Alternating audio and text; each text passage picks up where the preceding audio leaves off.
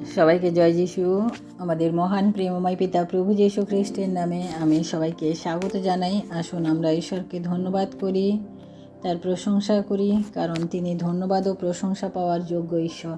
তাই আসুন আমরা ঈশ্বরকে ধন্যবাদ সহকারে তার বাক্যপাঠের মধ্য দিয়ে যাই। আজকে আমি যে বিষয়ের উপরে বাক্যপাঠ করব, যে আমাদের প্রত্যেকের প্রশ্ন থাকে না, যে মৃত্যুর পরে আমরা কোথায় যাব, মৃত্যুর পরে আমাদের কি হবে, নানান প্রশ্ন থাকে। আমরা প্রত্যেকে জন্মেছি, আমাদের প্রত্যেককে মরতে হবে। সেই মৃত্যুর পর আমাদের কি আছে তা আজকে আমরা জানব। আমরা কয়েকটা পয়েন্টের মধ্যে আমি আপনাদেরকে বলবো যে প্রত্যেকে মৃত্যুর ডাকে আমাদের সাড়া দিতে হবে। আমরা ইব্রিয় তার 9 অধ্যায় আমি 27 পদ আপনাদের জন্য পাঠ করি। এখানে ঈশ্বরের বাক্য বলে, আর যেমন মনুষ্যের নিমিত্ত একবার মৃত্যু, তৎপরে বিচার নিরূপিত আছে। আমাদের প্রত্যেকের জন্য যে মৃত্যুর যে সঙ্গে একটা সম্বন্ধ বা সম্পর্ক রয়েছে সেটা আমরা জানি। আমরা আপনি আমি যাই করি না কেন, মৃত্যুর ডাকে প্রত্যেককে আমাদের সাড়া দিতে হবে। আমাদের প্রত্যেকে অবশ্যই মৃত্যু দেখতে হবে, সে যত ধনবান হোক আর যত গরিব লোক হোক, সম্পদশালী হোক বা ভিখারি হোক। যখন একটা শিশু জন্মায় তখন সকলে আনন্দ করে, কিন্তু শিশুটি কাঁদে, কারণ যখনই সে জন্মায় তখনই তার মৃত্যুর সাথে একটা সম্বন্ধ তৈরি হয়ে যায়। 20 বছর, 30 বছর, 40 বছর, 50 বছর বা 80 বছর বা 90 বছর যাই হোক না কেন তাকে একটি মৃত্যু তাকে দেখতে হবে। যেরকমই হোক না কেন, যে জন্মেছে সে মরবে, এটাই পৃথিবীর একটা বাস্তব সত্য। আমাদের মরতে হবে। আর আমাদের সেই সময় যে সময় আমরা মারা যাব সেই সময় কিন্তু আমাদের জানা নেই, কিন্তু আমাদের ঈশ্বর জানেন আমাদের যখন মরতে হবে, কখন মরতে হবে। ঠিক সময়ে আপনি যত টাকা ব্যয় করুন, যত বড় ডাক্তার দেখান না কেন, যত বড় বড় অ্যাপয়েন্টমেন্ট করুন, যাই করুন, যত বৈজ্ঞানিক নিয়ে আসুন, যাই করুন, যত সায়েন্সকে যত উন্নত করুন, যাই করুন না কেন, কিন্তু মরতে হবে। এটা ঈশ্বর নির্ধারিত। প্রিয় ভাই বোনেরা, আজকে আমরা এমনভাবে জীবনযাপন করি, আমরা এমন ভাবসাব দেখাই যে যেন আমাদের আর কোনো দিনই মরতে হবে না, এরকমভাবে আমাদের জীবনযাপন। কারণ আরও চাই, আরও অনেক বেশি কিছু চাই। সেইভাবে আমরা পৃথিবীতে বাস করতে থাকি, আমাদের আরও লাগে।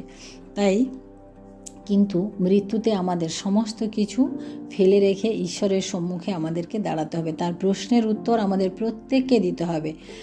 তখন যারা যুবক যুবতী তাদের আছেন, এখন যারা আমরা যুবক যুবতী রয়েছে আমাদের, তারাও মনে করে যে হ্যাঁ, অনেক তো সময় আছে, হোক বয়স 60-70 বছর হোক, তখন আমরা ঈশ্বরের আরাধনা করব। কিন্তু প্রিয় ভাই বোনেরা, আমি আজকে বলবো যে ওই দিনটির জন্য নয়, আজকের দিনই আপনার জন্য নির্ধারিত রয়েছে। কালকে কি হবে আপনি জানেন না, আমিও জানি না। কারণ এই কাল নয়, কিন্তু সব কিছু যেন আমরা আজই শুরু করি, কারণ আজই আমরা ঈশ্বরের আরাধনা করব, আজই আমরা ঈশ্বরকে তার মহিমা করব, আমরা যেন করি। কারণ তার প্রশ্নের সম্মুখে আমাদের প্রত্যেককে দাঁড়াতে হবে, এবং যেন স্থিরভাবে দাঁড়াতে পারি, এবং সেই অনন্ত জীবনে যাতে আমরা প্রবেশ করতে পারি। তার জন্য আমরা জীবনে বাঁচার জন্য অনেক সুযোগ পাই, কিন্তু মৃত্যুর জন্য ডাক একবারই আসে, আর সেই ডাকে আমাদের সাড়া দিতেই হয়। আমরা অনেকে বিশ্বাস করি মৃত ব্যক্তির আত্মার জন্য আমাদের প্রার্থনা করে দিলে তা সে স্বর্গে যাবে। প্রিয় ভাই বোনেরা, এটা সম্পূর্ণরূপে আমাদের ভুল চিন্তাভাবনা, ভুল ধারণা। যদি আমাদের এরকম কিছু হতো, তাহলে আমরা যাই করি না কেন, আমাদের সন্তানেরা কি করতো, যে মৃত্যুর পরে অনেক ভালো ভালো ধার্মিক লোককে ডেকে নিয়ে এসে কি করতো, আমাদের জন্য প্রার্থনা করাতো, তার জন্য আমরা স্বর্গে চলে যেতাম। তাই আমাদের মৃত্যুর পরে কোনো প্রার্থনা গ্রাহ্য হয় না। আমাদের মৃত্যুর পরে আমরা কিসের জন্য প্রার্থনা করি? আমরা পরিবারের জন্য প্রার্থনা করি, যাতে পরিবারকে সেই মৃত্যুর কঠিন যে মুহূর্ত, সেই মুহূর্ত যেন না দেখতে হয়, যে সেই বিচারের মুহূর্ত যেন না দেখতে হয়। কারণ যারা মরে যায় তারা জানে না তারা স্বর্গে যাবে কি নরকে যাবে বা কোথায় যাবে, কিন্তু ঈশ্বর সেটা নির্ধারিত করেন। তাই আমাদের এই প্রার্থনা করার দ্বারা যে আমরা স্বর্গে যাব, এই বিষয়টা আমরা যেন চিন্তা না করি। তাহলে তো মানে যে খুশি যেভাবে খুশি জীবনযাপন করতো, এবং কয়েকজন ধার্মিক ব্যক্তিকে নিয়ে এসে তারা প্রার্থনা। প্রিয় ভাই বোনেরা, আমাদের এইভাবে প্রার্থনা করা হয় না, আমরা মৃত ব্যক্তির পরিবারের জন্য প্রার্থনা করি। তাই বেঁচে থাকতে আমাদের সিদ্ধান্ত নিতে হবে যে আমরা স্বর্গে বাস করব নাকি নরকে বাস করব। স্বর্গে আমাদের দেহ যায়, কিন্তু আমাদের আত্মা যায় আমাদের স্বর্গে। তাই দেহের সৌন্দর্য নয়, কিন্তু আত্মার সৌন্দর্য আমাদের বৃদ্ধি করতে হবে। স্বর্গ পবিত্র, তাই সেখানে আত্মাই কেবলমাত্র প্রবেশ করতে পারে। তাই আমাদের মৃত্যুর পর আমাদের কি হবে আমরা দেখি। 1 নাম্বার, আমাদের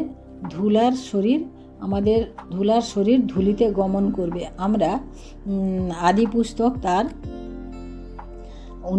3 অধ্যায় আমরা 19 পদে আমরা পাঠ করি। এখানে আদি পুস্তক তার 3 অধ্যায় 19 পদে, তুমি ঘর্মাক্ত মুখে আহার করিবে যে পর্যন্ত তুমি মৃত্তিকায় প্রতিগমন না করিবে। তুমি তো তাহা হইতে গৃহীত হইয়াছ, কেননা তুমি ধূলি এবং ধূলিতে প্রতিগমন করিবে। ঈশ্বরের বাক্য আমাদের আদি পুস্তকেই বলে দিয়েছে যে আমাদের শরীর ধূলি দিয়ে তৈরি হয়েছে, আমরা ধূলিতেই আমাদের প্রতিগমন করতে হবে। সে যত বড় ভিখারি হোক, যত বড় ধনী হোক আর ভিখারি হোক, যেই হোক, আমাদের প্রত্যেকের কিন্তু একটাই যে আমাদেরকে ধূলিতে প্রতিগমন করতে হবে। সে আপনি অনেক বড় লোক হলে অনেক বড় মানে ভালো কফিন বক্স বানাতে পারেন, ভালো চুল্লিতে আপনার দেহকে সৎকার করতে পারেন, কিন্তু আমাদের মৃত্যু আমাদের আসবেই। আমরা দ্বিতীয়ত আমরা দেখি যে আমাদের আত্মা ঈশ্বরের কাছে যাবে। আমাদের যে আত্মা রয়েছে না, সেই আত্মাকে আমরা জানি যে সেই আত্মা তার কাছে আমাদের আত্মা চলে যাবে। তাই আমাদেরকে সবসময় মনে রাখতে হবে যে আমাদের এই যে আত্মার সৌন্দর্য বা আত্মার রক্ষা করা, আত্মাকে আমাদের ভালোভাবে রক্ষা করা আমাদের খুবই প্রয়োজন রয়েছে। কারণ সেই আত্মা আমাদের ঈশ্বরের কাছে চলে যাবে। সেই আত্মাকে আমাদেরকে পবিত্র রাখতে হবে। আমরা তৃতীয়ত দেখি যে আমাদের মন যেটা সোল বলে না, আমাদের সোল, সেটা কিন্তু অনন্তকালীন স্থানে যাবে। সেটা হয় স্বর্গে যাবে আর না হলে নরকে যাবে। আমরা দ্বিতীয় করন্থীয় তার 16 অধ্যায় 19 থেকে 31 পদে আমরা দেখব। দ্বিতীয় করন্থীয় তার 5 অধ্যায় 8 পদ আমি আপনাদের জন্য পাঠ করি। 2 করন্থীয় 5 অধ্যায় তার 8 পদ। এখানে ঈশ্বরের বাক্য বলে, আমরা সাহস করিতেছি এবং দেহ হইতে দূরে প্রবাস ও প্রভুর কাছে নিবাস করা অধিক বাঞ্ছনীয় জ্ঞান করিতেছি। এখানে সাধু পৌল বলেন যে আমরা এইভাবে আমাদেরকে বাস করতে হবে, এইভাবে আমাদেরকে জীবনযাপন করতে হবে যেন শরীর থেকে যেন আমরা দূরে থাকি। কারণ এই শরীর অনেক কী হচ্ছে, মায়া মোহে পরিপূর্ণ, তাই না? তাই এখানে বলছে যে আমরা দেহ হইতে দূরে প্রবাস এবং প্রভুর কাছে নিবাস করা অধিক বাঞ্ছনীয় জ্ঞান করিতেছি। পৌল বলেন যে আমার প্রভুর কাছে, আমার মনটাকে আমি প্রভুর কাছে রাখবো, কিন্তু আমার দেহ থেকে আমি দূরে রাখবো। বিশ্বাসী যারা, তারা কি হচ্ছে অনন্তকালীন, বিশ্বাসী যারা, তাদের হচ্ছে অনন্তকালীন স্বর্গের জন্য এখানে বলে, এবং অবিশ্বাসী যারা, তারা হচ্ছে অনন্তকালীন নরকে। অর্থাৎ আমরা যারা প্রভুকে বিশ্বাস করিনি, এখনও পর্যন্ত সেই জীবন ঈশ্বরের নামকে আমরা গ্রহণ করিনি, আমাদের কিন্তু মৃত্যুর পরে সেই বিচার আমাদের রয়েছে। আমরা এখানে লুক লিখিত সুসমাচার তার 16 অধ্যায় 19 থেকে 31 পদ পাঠ করলে আমরা এখানে একজনের ঘটনা দেখব। সেখানে হচ্ছে যে সেই ধনবান ব্যক্তি যে বেগুনিয়া কাপড় পরতো, যে সুন্দর সুতি বেগুনিয়া কাপড় পরতো এবং বিলাসবহুল জীবনযাপন করতো, সেই ধনী ব্যক্তি এবং সেই লাসার, তার ফাটকদারে যে একজন ভিখারি ছিল, তাকে লাসার, সেই আমরা দুজনের ঘটনা দেখি। যে একদিন ধনী ব্যক্তি এবং লাসারকে আমরা এই ঘটনার মধ্যে দেখি যে একদিন লাসার মারা গেল, এবং মারা যাওয়ার পরে সে কী করলো, তাকে স্বর্গদূতরা নিয়ে গিয়ে অব্রাহামের কোলে বসালো। আর ধনী ব্যক্তি মারা গেল, সে অনন্ত অগ্নিতে গেল। এবং আমরা দেখি যে সেই অনন্ত অগ্নিতে ধনী ব্যক্তি যখন কষ্ট পাচ্ছে সে তখন মানে অব্রাহামকে বলছে যে হে পিতা অব্রাহাম, তুমি আমার প্রতি দয়া করো, যে তোমার কোলে যে লাসার রয়েছে সেই লাসারের অঙ্গুলির অগ্রভাগে আমাকে এক ফোঁটা জল দিতে বলো, যাতে আমি এই অনন্ত অগ্নি থেকে আমি যেন একটু শীতল হই, একটু ঠান্ডা হই, একটু আরাম পাই। কারণ আমরা জানি যে স্বর্গের এক ফোঁটা জল নরকের মানে অনন্ত অগ্নি বন্ধ নিভিয়ে দিতে পারে। তাই সে বুঝতে পেরেছে এবং তাই সে পিতা আব্রাহামের কাছে সে সেটা যাচনা করছে। কিন্তু আব্রাহাম কি বললেন যে না, এখান থেকে এভাবে হয় না, এখান থেকে তোমাকে জল দেওয়া যায় না, কারণ তোমার স্বর্গ এবং নরকের মধ্যে একটা বিশাল শূন্যস্থলী রয়েছে, যেখানে এই শূন্যস্থান মানে এটা কোনোভাবে পূরণ করা যায় না। কিন্তু প্রিয় ভাই বোনেরা, আমরা জানি আমরা স্বর্গের এক মানে স্বর্গে থেকে নরকের কোনো যাওয়ার রাস্তা নাই, বা নরক থেকে স্বর্গের কোনো যাওয়া নাই। কিন্তু প্রিয় ভাই বোনেরা, পৃথিবী থেকে আমাদের যাওয়ার রাস্তা রয়েছে। স্বর্গে যাবেন নাকি নরকে যাবেন, আপনি পৃথিবীতে থাকাকালীন আপনি সেটা স্থির করতে পারেন। আপনি যখনই মন পরিবর্তন করে যিশুকে গ্রহণ করবেন, তখনই আপনি স্বর্গের জন্য যে সিঁড়ি রয়েছে বা স্বর্গের জন্য যে রাস্তা রয়েছে সেই রাস্তাতে আপনি প্রবেশ করবেন। এবং সেই রাস্তা আমাদের একমাত্র প্রভু যিশুর মধ্য দিয়েই মাধ্যমেই আমরা পাই। কারণ মৃত সেই লাসার এবং আমরা সেই ধনবান ব্যক্তির যখন আমরা কাহিনীটি আমরা যখন দেখি যে সেখানে ধনবান ব্যক্তি বলছে যে পিতা যদি সবই ঠিক আছে, এটাও আমি ভাবলাম যে না ঠিক আছে আমার কাছে না, কিন্তু আপনি আপনার সেই লাসারকে একবার পাঠিয়ে দেন আমার ভাইদের কাছে, যে সেখানে গিয়ে তাদেরকে একটু সুসমাচার দিক, তাদেরকে একটু বলুক যে যেন তারা এইভাবে মানে আমার মতো জীবনযাপন না করে, কারণ আমি যে কষ্ট যন্ত্রণায় ভোগ করছি সে যন্ত্রণা যেন তাদেরকে ভোগ করতে না হয়। তখন আব্রাহাম কি বলেছিলেন যে এখান থেকে কারোর যাওয়ার দরকার নেই, কারণ পৃথিবীতে তোমার অনেকে রয়েছে, মসি এবং ভাববাদীগণ রয়েছে, তারা তোমার ভাইদেরকে সেই সুসমাচার দিয়ে দেবে। অর্থাৎ প্রিয় ভাই বোনেরা, আমরা জানি যে মৃত্যু থেকে পুনরুত্থানের মধ্য দিয়ে প্রভু যিশু আমাদেরকে সেই সুসমাচার দিয়ে গেছেন, যাতে আমরা মন পরিবর্তন করি। কারণ আমাদের মৃত্যু থেকে আমাদের পুনরুত্থিত হতে হবে, প্রত্যেককে আমাদের মৃত্যু থেকে পুনরুত্থিত হতে হবে, এবং সেই পুনরুত্থানের পরে আমাদের স্বর্গ কিংবা নরক আমাদের সেই বিচার হবে। তাই আমি শেষ করব যে আমাদের মৃত্যুর পরে পুনরুত্থান, অর্থাৎ আমি এখানে যোহন লিখিত সুসমাচার তার 5 অধ্যায় 28 এবং 29 পদ আমি পাঠ করব। যোহন লিখিত সুসমাচার তার 28 এবং 29 পদ, 5 অধ্যায় 28 এবং 29 পদ। এখানে ইহাতে আশ্চর্য মনে করিও না, কেননা এমন সময় আসিতেছে, বরং যখন কবরস্থ সকলে তাহার রব শুনিবে, এবং যাহারা সৎকার্য করিয়াছে তাহারা জীবনের পুনরুত্থানের জন্য, ও যাহারা অসৎকার্য করিয়াছে তাহারা বিচারের পুনরুত্থানের জন্য বাহির হইয়া আসিবে। অর্থাৎ আমাদের প্রত্যেককে সে আমরা বিশ্বাসী হই, অবিশ্বাসী হই, ধার্মিক হই, অধার্মিক হই, যারা মৃত্যুবরণ করেছে তাদের পুনরুত্থান প্রত্যেকের হবে। কারণ ঈশ্বরের সম্মুখে, বিচারের সম্মুখে আমাদেরকে দাঁড়াতে হবে, এবং প্রত্যেকে সেই বিচারে আমাদের সঠিক উত্তর যদি আমরা না দিতে পারি, আমাদের যদি কর্মের আমাদের মানে যখন আমরা পৃথিবীতে থাকি সেই কর্মের মধ্য দিয়ে আমরা যদি আমাদের মানে ঈশ্বরকে সন্তুষ্ট না করতে পারি, তাহলে আমাদের বিচারের সম্মুখে দাঁড়াতে হবে। আমরা প্রথম করন্থীয় তার 15 অধ্যায় 15 থেকে 19 পদ আমি আপনাদের পাঠ করে শেষ করছি।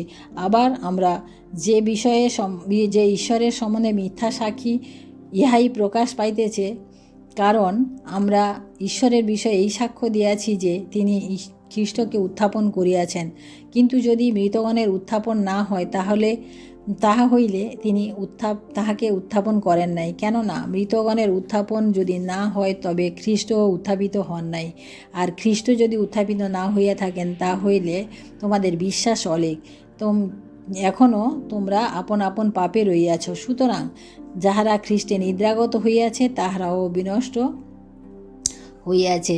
শুধু এই জীবনে যদি খ্রিস্টে প্রত্যাশা করিয়া রাখি, তবে আমরা সকলে মনুষ্যের মধ্যে অধিক দুর্ভাগা। অর্থাৎ আমরা যদি বিশ্বাস না করি পুনরুত্থানে, তাহলে বলছে কি আমরা সকল মনুষ্যদের মধ্যে আমরা অধিক দুর্ভাগা। তাই প্রিয় ভাই বোনেরা, আজকে আমরা আসুন আমরা আমাদের মহান ঈশ্বরকে আমরা ধন্যবাদ করি, প্রশংসা করি যে তিনি আমাদেরকে সেই অনন্ত জীবনের জন্য আমাদেরকে পথ দেখিয়েছেন, সেই অনন্ত জীবনের জন্য আমাদেরকে রাস্তা দেখিয়েছেন। আমরা সেই মৃত্যুর পরে আমাদের পুনরুত্থান রয়েছে, পুনরুত্থানের পরে আমাদের বিচার রয়েছে।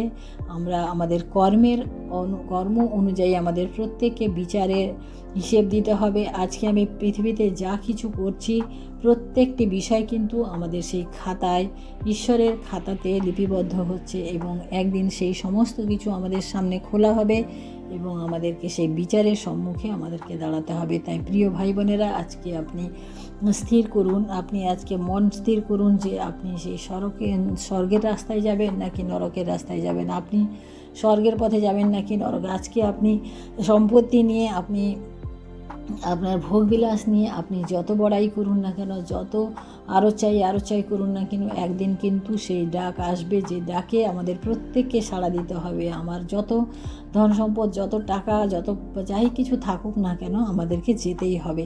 তাই আসুন আমরা আমাদের মহান ঈশ্বরকে ধন্যবাদ দিই এবং আমাদের নিজেদের জীবনকে আরেকটিবার আমরা দেখি যে আমরা কোন পথে হাঁটছি, কিভাবে আমরা আমাদের জীবনযাপন করছি। আসুন আমি ছোট্ট প্রার্থনা করে শেষ করছি।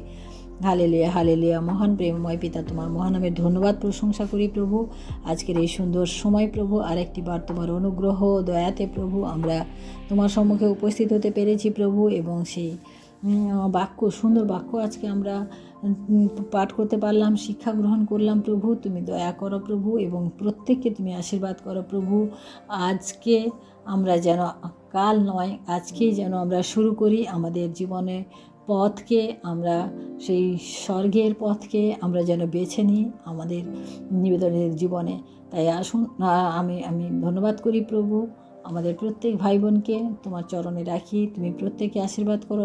ধন্যবাদ করি যেন প্রত্যেকের প্রার্থনা তোমার কাছে পৌঁছায় প্রভু। ধন্যবাদ, মহিমা, গৌরব, প্রশংসা তোমাকে দিয়ে এই বিনতি প্রার্থনা চাই আমাদের মুক্তিদাতা ত্রাণকর্তা প্রভু যীশু খ্রিস্ট, তোমারই নামে, আমেন। সবাইকে জয় যীশু। সবাই ভালো থাকবেন, সুস্থ থাকবেন। আজকের দিনটি সবার শুভ হোক। জয় যীশু।